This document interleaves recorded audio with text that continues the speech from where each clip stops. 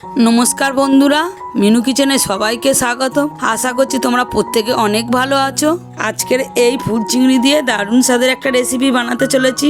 3 ঘন্টার জন্য মুসুর ডালটা ভিজিয়ে রাখতে হবে।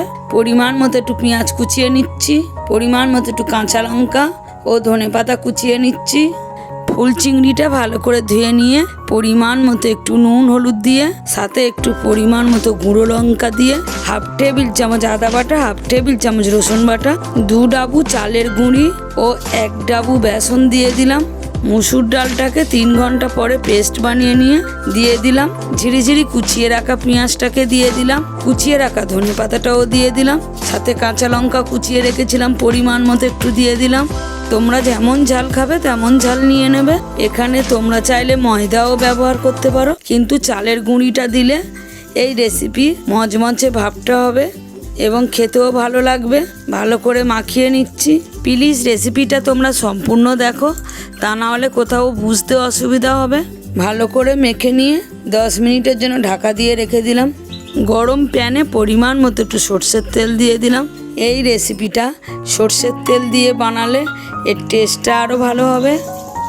এই রেসিপিটা মুসুর ডাল দিয়ে বানালে এর টেস্টটা যেমন হয়, মচমচে ভাবটাও তেমন হয়। এই রেসিপিটা তোমরা কে কোথা থেকে দেখছো অবশ্যই কমেন্টের মাধ্যমে জানাবে। এইভাবে উল্টিয়ে পাল্টিয়ে লাল লাল করে ভেজে তুলে নিতে হবে। তোমরাও একবার বর্ষার দিনে এইভাবে মুসুর ডাল দিয়ে ফুল চিংড়ির বড়া করে দেখো। সন্ধ্যাবেলার টিফিন হোক কিংবা দুপুরের গরম ভাতের সাথে একদম জমে যাবে, তোমাদের খুবই ভালো লাগবে। যে ফুল চিংড়ি খায় না সেই রেসিপিটা একবার খেলে আবার চেয়ে খাবে। এরকম গরম গরম মচমচে বড়া হলে আর কি চাই। রেসিপিটা যদি তোমাদের ভালো লেগে থাকে অবশ্যই তোমাদের একটা লাইক কমেন্টের মাধ্যমে জানাবে। চ্যানেলে নতুন হয়ে থাকলে চ্যানেলটাকে সাবস্ক্রাইব করে অবশ্যই মিনু কিচেনের পাশে থেকো। আবার পরের দিনে নতুন রেসিপিতে দেখা হচ্ছে। তোমরা সবাই ভালো থেকো, সুস্থ থেকো।